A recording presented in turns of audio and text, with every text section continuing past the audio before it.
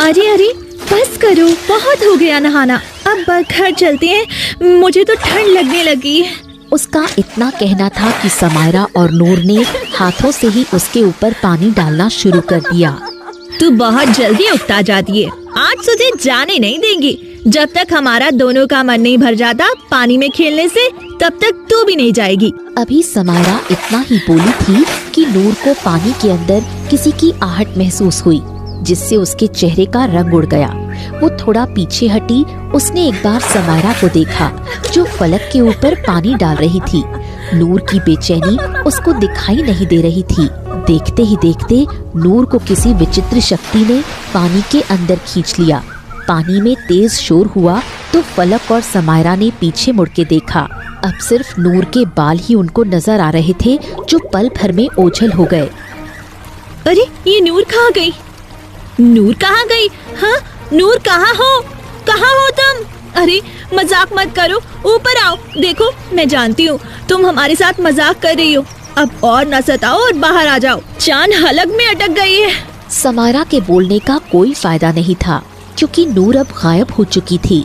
फलक और समायरा ऐसे खड़ी थी जैसे उनका सब कुछ खो गया हो। समायरा हिम्मत से काम लो, इस पानी में कब तक खड़ी रहेंगी?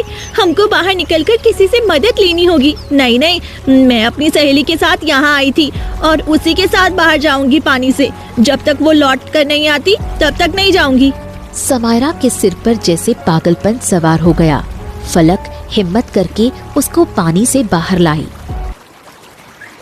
मेरी बात ध्यान से सुनो, वो तालाब के अंदर गायब हो गई है। उसके बाल देखे थे मैंने अंत में, ऐसा लग रहा था जैसे वो हमसे कुछ कहने की कोशिश कर रही हो। अब हमारे पास एक ही रास्ता है, हमें उसकी मदद लेनी होगी। उसकी बात सुनकर समायरा जैसे गहरी सोच से बाहर आई हो और उसको कोई तो अपनी सहेली तक पहुँचने का सुराग मिला हो। किसकी मदद? किसकी मदद की बात कर रही हो तुम? वो ही अघोरी। अघोरी? तुमने सोच भी कैसे लिया हाँ कि हम लोग उस अघोरी की मदद लेंगे? दूसरा कोई रास्ता है तुम्हारे पास? नहीं, पर उसको लेके ही अब घर जाएंगे, उसके पहले नहीं। अभी अघोरी के पास चलते हैं, इससे पहले गांव में ये बात फैल जाए। समायरा फलक को लेकर वहाँ से निकल चुकी थी। रास्ते में समायरा के पिता उन्हें मिले। अरे बेटा कहाँ जा रही हो तुम? अरे कब से तुमको ढूंढ रहे हैं। बेटा जी, खबर भी है आपको? क्या बोल के निकली थी आप घर से? याद है या फिर आपको याद दिलाएं हम? पिताजी याद है, बोल के निकली थी कि कल मेरा विवाह है, आज सहेलियों के साथ आखिरी शाम थी। हाँ तो बेटा जी अब बिता ली ना आखिरी शाम। चलिए अब घर चलें। तू चाचा के साथ जा, ब्याह की तैयारी कर, नूर को मैं ढूंढ के लाती हूँ। तुम्हें अकेले नहीं जाने दे सकती, मैं भी चलूंगी। पर कैसे? कल ब्याह है तुम्हारा, घर वालों को, बाकी के लोगों को क्या जवाब दोगी? वो देख लेंगे। हाँ ये क्या बात हो रही भाई खुसुर फुसुर। हाँ चलो घर चलो। और बेटी फलक तुम भी अपने घर जाओ, तुम्हारे पिता परेशान हो रहे होंगे। बलवंत समायरा को घर ले आता है और समायरा कुछ नहीं कर पाती। फलक गहरी सोच में डूब जाती है और समायरा को जाते हुए देखने लगती है। उसे कुछ भी अच्छा नहीं लग रहा था। वो जाकर उसी तालाब के किनारे बैठ गई जहाँ से नूर गायब हुई थी। अब मैं अकेले क्या करूं? क्या कूद जाऊं इस तालाब में? या तो अपनी सहेली को ढूंढ कर ले आऊंगी या फिर कूद के मर जाऊंगी। वो जैसे ही कूदने वाली थी तभी किसी ने उसका हाथ पकड़कर खींच लिया। तालाब में कूदेंगे तो साथ में कूदेंगे। अघोरी ने कहा था ये कुंड तालाब है, अब इसके अंदर जाना ही होगा। तुम क्यों आ गई? कल बारात दरवाजे पे खड़ी होगी, क्या जवाब देंगे तेरे घर वाले उनको? वो देख लेंगे बाद में। सुबह तक हम कुंड तालाब से बाहर आ जाएंगे। अब आंखें बंद कर और लगा दे जान की बाजी। दोनों सहेलियां हाथ पकड़ती हैं और तालाब में कूद जाती हैं। नीचे जाते जाते उनकी सांसें अटक जाती हैं। उस अघोरी ने झूठ कहा था, ये कुंड तालाब है। कोई कुंड तालाब नहीं है ये, यहाँ सिर्फ पानी है। अब हम मरने वाले हैं, ईश्वर को याद करते हैं। मरना ही तो था, विवाह कर लेती। तेरी आखिरी ख्वाहिश तो पूरी हो जाती ना विवाह करने की। पानी से लड़ते लड़ते वो पानी के बिल्कुल नीचे चली जाती है और उनका शरीर नीचे बैठ जाता है। तभी एक तेज रोशनी चमकती है। रोशनी के अंदर एक बड़ा सा साफ सुथरा किले जैसा घर था। ये क्या, पानी के अंदर दूसरी दुनिया? ये कैसे हो सकता है? क्या सच में ये कुंड लोग हैं? इसका मतलब हमारी नूर जिंदा है और इसी घर में है। चलो जल्दी चलो, अंदर जाके देखते हैं। दोनों तेजी से उस किले के अंदर चली गईं। वहां जाकर देखा एक आदमी जिसने काला नकाब लगाया हुआ था सामने आया। ओह, तो तुम लोग नूर को ढूंढने आई हो ना धरती लोक से? हाँ, आपको कैसे पता? और आप कौन है? क्या आपको पता है हमारी सहेली कहाँ है? वो इसी दुनिया में रुकी हुई है ना? मेरे साथ आओ। दोनों को थोड़ा सा तो विचित्र लग रहा था ये आदमी, परंतु उसके पीछे जाने के सिवा उसके पास कोई दूसरा रास्ता नहीं था, इसलिए चुपचाप दोनों उसके साथ चली जाती है। अंदर जाकर रहबर उनको एक कक्ष में ले जाता है और आगे से दरवाजा बंद कर देता है। दरवाजा बंद होते ही उस कक्ष में इतना अंधेरा हो जाता है जैसे किसी एक भी छेद से कोई रोशनी ना आ रही हो। इस अंधेरे को देखकर फलक जोर से चीखती है। कौन हो तुम? बाहर निकालो हमें यहाँ से। अरे तुम चाहते क्या हो हमसे? हमारी सहेली को तुमने कहाँ रखा है? क्या मकसद है तुम्हारा? बताओ, बचाओ हमें कोई, बाहर निकालो हमें। वो चीखती रही परंतु रहबर की तरफ से कोई जवाब नहीं आया। फलक का सर चकराने लगा। अंधेरा इतना था कि समायरा भी फलक को और फलक समायरा को देख नहीं पा रही थी। फलक, हिम्मत से काम लो, हमारा मकसद नेक है और इन लोगों से हम हार नहीं सकते। ये हमें तोड़ना चाहते हैं, हमको टूटना नहीं है। मेरा दम घुट रहा है, मुझे सांस नहीं आ रही है। इतना बोलते ही फलक मूर्छित होकर जमीन पर गिर गई। उसके गिरने की आवाज से समायरा अंधेरे में उसको ढूंढने लगी। फलक, कुछ नहीं होगा, हिम्मत रखो, मैं आ रही हूँ तुम्हारे पास। समायरा टटोल टटोल कर फलक के पास पहुंची और फलक के सिर को सहलाने लगी। फलक, देखना, लोग कहते हैं अंधेरे के बाद रोशनी आती है, हमें बस उस रोशनी को ढूंढना है। समायरा ने बहुत प्रयास किया वहाँ से निकलने का, परंतु निकल नहीं पाई। बाहर आओ, तुमको मालकिन ने बुलाया है, आओ। मालकिन? ये मालकिन कौन है? रहबर ने कोई जवाब नहीं दिया। समायरा ने फलक को सहारा दिया और दोनों गिरते पड़ते हालात में बाहर आ गईं। बाहर की रोशनी कम ही थी, फिर भी कम रोशनी देखकर ही उनकी आंखें चौंधिया गईं और जब पूरी आंखें खोलीं तो दोनों को अपनी आंखों पर यकीन नहीं हुआ। नूर एक बड़े से सिंहासन पर बैठी थी।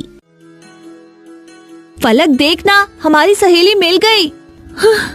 यहाँ हमारा हाल भूख और अंधेरे से खराब हो गया और तुम यहाँ आराम से बैठी हुई हो। अरे कैसी सहेली हो तुम, देखने भी नहीं आई। मेरा घर पसंद नहीं आया? तुम्हारा घर? हाँ, मेरा घर, यही तो रहती हूँ मैं पिछले 20 वर्षों से। 20 वर्ष की तुम हो भी नहीं। मजाक करने के लिए पूरा जीवन पड़ा है। अभी घर चलती हैं, सब परेशान हो रही होंगे और तुम तो जानती ही हो, आज समायरा का विवाह है। देरी हो गई तो बारात वापस चली जाएगी, फिर कभी उसका विवाह नहीं हो पाएगा। गांव वालों को जानती हो ना, कैसे कैसे लोग हैं, पंचायत बिठा लेंगे वो लोग। फलक की बात से नूर को कुछ फर्क नहीं पड़ा तो अमायरा को गुस्सा आया। वो फलक को वहीं छोड़ नूर के पास आकर खड़ी हो गई और उसको खींचते हुए बोली, नूर, बहुत हो गया मजाक, चल गांव चलते हैं। मुझे डर लग रहा है, क्या जवाब दूंगी बाकी के लोगों को। समायरा ने जैसे ही नूर का हाथ पकड़ा, नूर ने उसको जोर से धक्का दिया जिससे अमायरा दूर जा गिरी। तुम दोनों पागल हो जो मेरे पीछे यहाँ तक चली आई। अरे मूर्खो, इतना नहीं समझ पाई? ये मेरी एक चाल थी तुमको यहाँ लाने की, और देखो तुम मेरे जाल में फंस गई। मुझे तो ये समझ ही नहीं आ रहा, तुम इतनी मूर्ख कैसे हो सकती हो? क्या कहना चाहती हो? साफ साफ कह दो, क्योंकि कल से अब तक भूख और अंधेरे ने और इस सुनसान जगह ने दिल को शमशान जैसा बना दिया है। एक रात यहाँ रहने के बाद समझ आ गया है, यहाँ कुछ तो बड़ा रहस्य है। अब शुरुआत तुम ही कर लो। मेरा सच जानना चाहती हो ना? तो सुनो, मैं तुम्हारी सहेली नहीं थी और तुम यहाँ तक आ सको इसीलिए तुमको सहेली बनाया, ताकि समय आने पे तुमको यहाँ कैद कर सकूं। वैसे मूर्खता की हद होती है, 2 साल मेरी सहेली बनी रही, आज तक कभी ये भी नहीं पूछा कि मेरा परिवार कहाँ है और मैं तुम्हारे घर क्यों नहीं जाती। जहाँ तक मेरा अंदाजा है, गांव की सहेली एक दूसरे के घर आती जाती रहती है ना? क्योंकि तुम बोलती थी दोस्ती बस घर के अंदर तक नहीं जाएगी। अब मुझे समझ में आ रहा है तुम ये सब क्यों बोलती थी। अब मैं सच्चाई जानना चाहती हूँ। बोलो, क्या रहस्य है तुम्हारा? क्या सच में तुम मेरी सच्चाई जानना चाहती हो? हाँ, ये बात 20 वर्ष पहले की है। माँ, कहाँ हो आप? देखो ना, बाहर कोई आपको बुला रहा है। अरे बेटा, कौन है? अंदर बुला लो। वो हमारा पड़ोसी है ना, उनके यहाँ कल विवाह है, जिसके लिए आपने मुझे लाल चुन्नी और पीला लहंगा बना के दिया। वो लोग आए हैं। अच्छा, तो बस विवाह का न्योता देने आए होंगे। नहीं माँ, वो आपसे कुछ बात करना चाहती हैं। मैं देखती हूँ। सावित्री उठकर बाहर चली गई। दरवाजे पर मोहनदास खड़े थे। बहन जी, एक जरूरी बात करनी थी आपसे। आपको तो पता ही है, परसों मेरे बेटे का विवाह था, परंतु अचानक लड़की बीमार पड़ गई और मर गई। अंदर आओ। सावित्री मोहनदास को अंदर बुलाकर लाई। परंतु अचानक लड़की बीमार पड़ गई और मर गई। हे ईश्वर, ये कैसे हो गया? देखो बहन जी, बीमारी, जिंदगी और मौत, ये तो ऊपर वाले के हाथ में है। अब गांव वाले तो यही कह रहे हैं कि विवाह में सुख नहीं लिखा था, इसीलिए लड़की मर गई। गलत जगह विवाह होने से बेहतर है कि इंसान मर जाए। कई घरों में हम अपने पुत्र का रिश्ता लेकर गए, परंतु कोई भी मान नहीं रहा विवाह के लिए। इस गांव में सबसे ज्यादा तो नहीं, पर अच्छे लोगों में हम आते हैं। हाँ, सही कह रहे हो। तुम लोग तो बहुत जमीन वाले हो। फिर क्यों कोई अपनी बेटी नहीं देना चाहता आपके घर में? पता नहीं, इसीलिए मैं आपके घर आया हूँ। क्या आप नूर का विवाह मेरे पुत्र से करेंगी? क्योंकि मैं आपको जानता हूँ, आप पुरानी बातों को नहीं मानती। आप पे कोई जोर जबरदस्ती नहीं है। आप चाहे तो मना भी कर सकती हैं, परंतु मैं चाहता हूँ कि मेरे पुत्र का विवाह उसी मुहूर्त में हो जो तय हुआ था, और मेरा पुत्र भी होने वाली पत्नी के अचानक मरने से सदमे में आ गया है। उसको भी गम भुलाने में आसानी होगी। इसमें सोचने समझने वाली कोई बात नहीं है। मैं इस विवाह के लिए तैयार हूँ। मेरी नूर ऐसे तो लाखों में एक है, परंतु श्याम भी बहुत सुंदर और अच्छा नेक लड़का है। हम इस विवाह के लिए तैयार हैं। और इस तरह नूर और श्याम का विवाह हुआ। 4 साल बीत गए। एक दिन नूर अपने घर में बैठी श्याम की प्रतीक्षा कर रही थी। तभी श्याम का दोस्त बलवंत वहाँ आया। अरे भाभी, आप अपने घर का रास्ता भूल गई हैं क्या? बिल्कुल सामने घर है और कभी घर भी नहीं जाती हैं। आपकी माँ बोल रही थी एक दिन मेरी पत्नी से। क्या बताऊं भैया, श्याम जी देर से घर लौटते हैं, सुबह सुबह निकल जाते हैं, घर में कोई नहीं होता है। इतनी बड़ी हवेली है, अब मैं घर जाऊं तो इस घर में कौन रहेगा? वैसे एक बात तो है, आपकी किस्मत बदल गई है। इतने बड़े घर की बहू बन गई।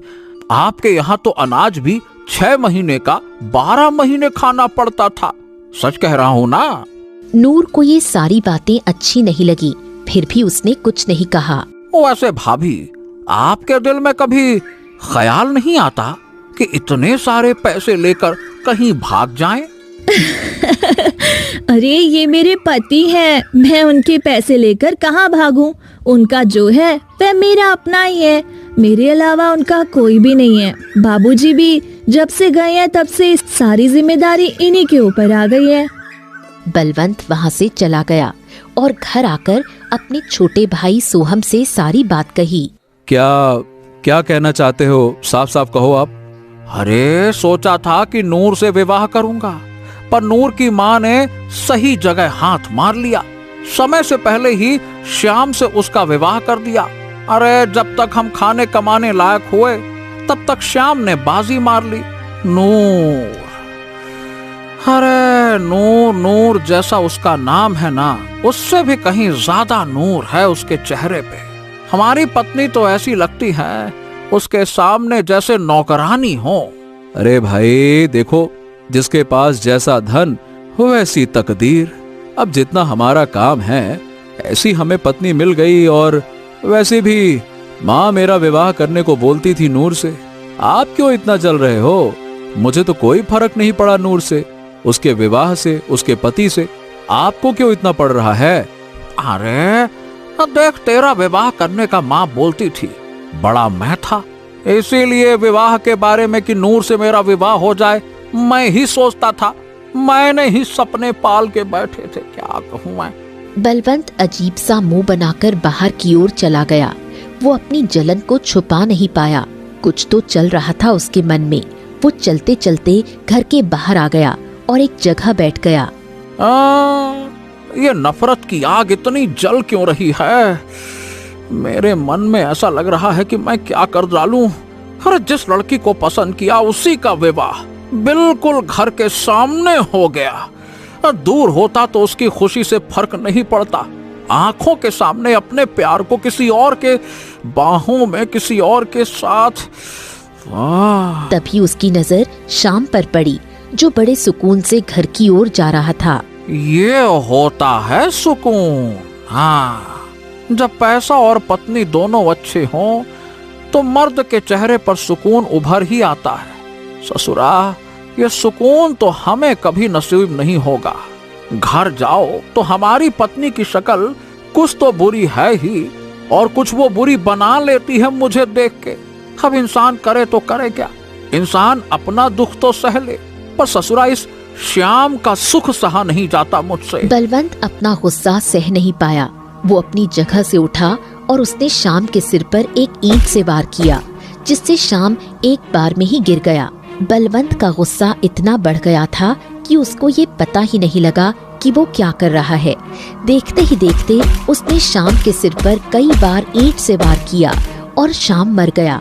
उधर नूर अपने घर के द्वार पर खड़ी अपने पति के आने का बेसब्री से इंतजार कर रही थी। आज इतना समय हो गया, अब तक तो आ जाना चाहिए था श्याम जी को। मुझे बहुत फिक्र हो रही है, वो तो कहीं रास्ते में रुकते भी नहीं है।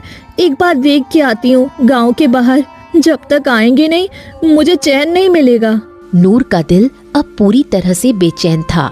वो घर से निकलकर गांव की गलियों से होती हुई गुजरने लगी। उधर बलवंत शाम के पास खड़ा सोच रहा था। हे ईश्वर, ये मैंने क्या कर दिया? ये तो ससुरा मर गया, अब मैं क्या करूँगा? अरे छोड़ो इसको, भागो। वो उसको छोड़कर भागने लगा। तभी नूर भागते हुए आई।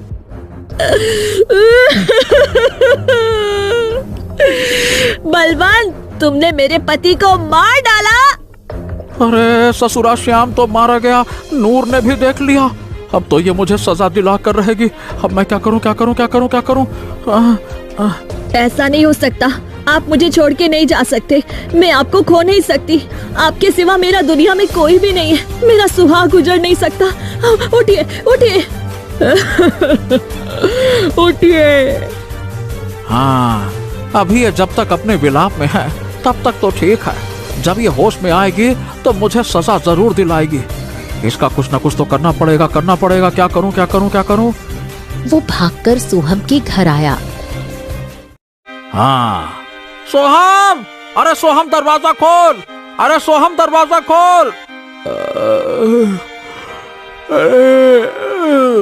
अरे कौन है इतनी रात को? अरे दरवाजा खोल जल्दी से, आवाज मत कर, जल्दी आ। क्या हुआ भैया? आप इतने घबराए हुए क्यों हो? मैंने श्याम का खून कर दिया। क्या? क्यों? ये आपने क्यों किया भाई? समय नहीं है मेरे पास। जल्दी चल, इससे पहले कि सुबह हो जाए और लोग जाग जाएं। मेरे साथ चल। अरे तो मैं कहाँ जाऊं? नूर ने मुझे अपने पति का खून करते हुए देख लिया है। वो मुझे सजा जरूर दिलाएगी। इससे पहले कि वो होश में आ जाए हमें उसको रास्ते से हटाना होगा। क्या बात करते हो भैया? एक खून के ऊपर से एक और खून? आसान है क्या ये सब? हलवा है क्या? आप कर सकते हो, मैं किसी का खून नहीं कर सकता। दिमाग खराब है क्या? अरे तो क्या अपने भाई को मरने देगा तू? खून के रिश्ते अब सफेद हो गए क्या? क्या बातें करता है तू रे? ठीक है भाई, चलो चलते हैं। अब जैसा आप बोलो वही करेंगे। आपको बचाने के लिए तो कुछ भी करूंगा। चलो। दोनों चलते हुए शाम और नूर के पास आए। नूर उनको देखकर अपनी जगह से खड़ी हो गई। बलवंत, तुमने मेरे पति को मार डाला, तुझे जिंदा नहीं छोड़ूंगी मैं। मेरे पति का क्या कसूर था, मुझे ये तो बता दे। कसूर कुछ नहीं था, बस मैं जल्दी गुस्से में आ जाता हूँ नूर। आज भी गुस्सा सर पे चढ़ गया और उसमें तुम्हारा पति मर गया। सच कहता हूँ नूर, उसको मारना नहीं चाहता था, परंतु जब गुस्से में होता हूँ ना, मैं आपा खो देता हूँ। राजा के पास जाऊंगी, अपने पति के लिए इंसाफ मांगूंगी। देखो, तुम वहाँ नहीं जा सकती हो क्योंकि इतना बोलते ही बलवंत ने नूर को भी ईंट से मारना शुरू कर दिया। वो अपने पति की लाश को देखकर पहले ही मर गई थी। अब बलवंत ने सोहम के साथ मिलकर उसको घसीटना शुरू किया और तालाब के किनारे ले गए। उसको तालाब में फेंक दिया। भाई, ये मर तो गई होगी ना, पक्का है? अरे इतनी ईंट में तो उसके पति ने दम तोड़ दिया, फिर ये किस खेत की मूली है? ये तो एक लड़की थी। अब एक काम कर, उसके पति की लाश को भी इसी तालाब में डाल देते हैं। उसकी आंखें बंद हो गईं। वो गिरती जा रही थी। गिरते गिरते वो कुंड लोक के किले के द्वार के पास आकर गिरी। उसके गिरते ही एक बूढ़ी औरत दौड़ कर आई। उस बूढ़ी ने देखा नूर के शरीर में कुछ ही सांस बाकी थी। उसका शरीर पूरी तरह टूट चुका था। कुछ जीने की आस भी खत्म हो गई थी और कुछ वो जीना भी नहीं चाहती थी। मुझे इसको बचाना होगा। बुढ़िया नूर को किले के अंदर ले गई और उसके जख्मों पर लेप लगाया, परंतु नूर की हालत बहुत नाजुक थी। अब मुझे अपनी शक्ति का प्रयोग करना होगा। कोई इंसान अधूरी आरज़ू लेके मर जाए तो उसकी आत्मा सुकून नहीं पाती, और ये इस दुनिया में आई है तो जरूर किसी मकसद से आई है। इस तालाब में ना जाने कितने लोग गिरते हैं, यहाँ तक आज तक कोई नहीं आया। बुढ़िया ने आंखें बंद की और कुछ पढ़ने लगी। उसके पढ़ते ही कुछ अक्षर हवा में घूमने लगे और वो अक्षर नूर के जिस्म में समा गए। जो नूर आंख नहीं खोल पा रही थी, उसके जख्म पल भर में गायब हो गए और वो उठकर बैठ गई। कहाँ हूँ मैं? आप कौन है? क्या मैं मर गई या जिंदा हूँ? तेरी मिली हुई जिंदगी के कुछ पल बचे हैं। मैंने तुझे जादुई शक्ति से जोड़ दिया है। अब तू जिंदा रहेगी। जब तक तू चाहे तब तक तेरी जिंदगी चलेगी। तेरी जिंदगी के दिन आज से रुक गए। ना तुझे गर्मी लगेगी, ना तुझे सर्दी लगेगी, और ना ही तेरी जिंदगी बढ़ेगी। जब तक मैं चाहूँ, मतलब तेरी उम्र आज यही रुक गई। तू 20 वर्ष की है ना, हमेशा 20 वर्ष की ही रहेगी। और आज से तुझे तेरी अच्छाइयाँ छोड़ के तुझे मेरी इस काली दुनिया में रहना होगा। यहाँ दुनिया जैसा तो नहीं है, रोशनी, सुंदरता और स्नेह, नफरत, परंतु शक्ति है जिससे जो चाहे तो छीन सकती है। अब मुझे रोशनी में रहकर भी क्या करना है? मेरी जिंदगी की रोशनी मेरे पति के साथ खत्म हो गई। अब से मेरा एक ही मकसद है, उस बलवंत का अंत। और उसके बाद मैं इस अंधेरी जगह की मालकिन बन गई और धरती पे आ गई। तुम लोग से दोस्ती की ताकि तुम्हारे दोनों के पिता को वो दर्द दे सकूं जो उसने मुझे दिया था। संतान का दुख सबसे बढ़कर होता है। तुम दोनों को मैं यहाँ इसीलिए लाई ताकि तुम भी वो कह सको जो मैंने 20 साल कहा। पिताजी ने ये सब किया तुम्हारे साथ, तो 20 वर्ष तो मैं अंधेरे में रह रही हो। हमारी एक रात में इतनी खराब हालत हो गई तो तुम्हारा क्या ही हाल हुआ होगा। मुझे ये कहते हुए शर्म आ रही है। सोहम, मेरे पिताजी, अब हम इससे आगे क्या कहें? तुम चाहो तो हमें अभी के अभी मार सकती हो, परंतु क्या पिताजी को एहसास भी है जो उन्होंने नूर के साथ किया है? मुझे नहीं लगता उन्हें एहसास भी होगा। वहीं बलवंत तालाब के किनारे खड़ा हुआ था। अघोरी उनके साथ था। तुम दोनों की बेटी आई थी मेरे पास। वो इस दुनिया में जाना चाहती थी। मैंने मना भी किया, परंतु वो नहीं मानी। मेरे द्वार पे बेटी की बारात खड़ी हुई है। मेरी बेटी के भतीजी इस दुनिया में चली गई। जो मैंने 20 वर्ष पहले किया वो आज मेरे सामने आकर खड़ा हो गया। अब मैं क्या करूं? अपनी पत्नी को, बेटी के ससुराल वालों को क्या जवाब दूंगा? मैं क्या जवाब दूं? भैया, अब गलती की है तो सुधारना तो पड़ेगा। अरे कैसे सुधार लूं? गलती कैसे सुधार लूं गलती को? नूर तो मर गई है, वो जिंदा होती तो उससे माफी मांग लेता। नूर जिंदा है और वही तुम्हारी बेटियों को अपनी दुनिया में ले गई है। अब वो तुम्हारा बदला तुम्हारी बेटी से लेगी। हाँ हाँ, वो जिंदा है, पर कैसे कैसे जिंदा है? अघोरी ने सारी बात बलवंत को बता दी। हाँ, अब मुझे अपनी बेटी को बचाना है तो मुझे उस कुंड लोक में जाना होगा। अपनी बेटी को नहीं खो सकता। नूर से माफी मांग लूंगा, वो बहुत अच्छी है, उसका दिल बड़ा है, वो मुझे माफ कर देगी। मैं भी आपके साथ चलता हूँ, मेरी भी बेटी वहीं पे है।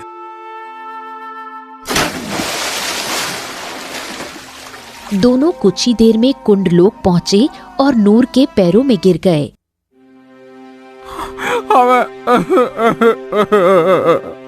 हमें माफ कर दो, हमें माफ कर दो।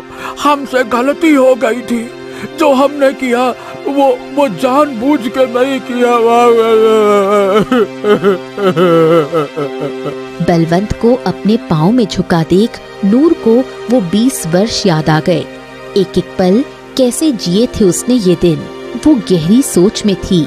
तभी बलवंत ने नूर के पैरों को खींचकर उसको गिरा दिया और उसके बाल पकड़कर बोला, अरे तुझे क्या लगा कि तू उस दिन जिंदा बच जाएगी और मेरी बेटियों को यहाँ ले आएगी और मैं तेरे पाँव में बैठ के भीख मांगूंगा? नहीं, मुझे पता था कि तू कितना घटिया इंसान है। जो तूने किया उसका तुझे अफसोस नहीं, खुशी होगी। आज तो तेरा अंत होगा। बलवंत ने उसका मुंह भींचने की कोशिश की। तभी समायरा ने रहबर से तलवार ली और उसी तलवार से अपने बाप का गला काट दिया और खुद भी घुटनों के बल बैठ गई। मैंने एक बेटी का फर्ज तो नहीं निभाया, परंतु एक इंसान का होने का फर्ज निभा लिया है। नूर, तुम्हारे साथ जो हुआ वो मैं लौटा नहीं सकती, परंतु आज से सारी जिंदगी इसी अंधेरे में रहूंगी और खुद को सजा दूंगी, ये सोच के कि जैसा कोई करता है उसका बदला इसी जन्म में उसकी संतान चुकाती है। 20 वर्ष में मैं भी बुरी तरह टूट चुकी हूँ, हर गम को सहते हुए। इन कुछ दिनों में तुमने मुझे सहेली का प्यार दिया, वो प्यार अपने साथ ले जाना चाहती हूँ और इससे मुक्ति पाना चाहती हूँ। अब अपने पति से मिलना चाहती हूँ।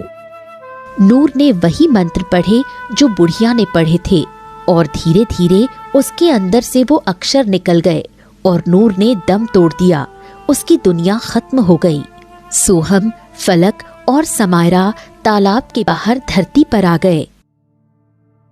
अचानक हम यहाँ कैसे आ गए? वो दुनिया उस बुढ़िया ने नूर को दे दी थी। अब नूर ने खुद के लिए मौत को चुना, जिससे वो दुनिया खत्म हो गई और हम बाहर आ गए। बेटियों, मुझे माफ कर दो। मैं सही बताऊं, मैं भैया की बात में आ गया था।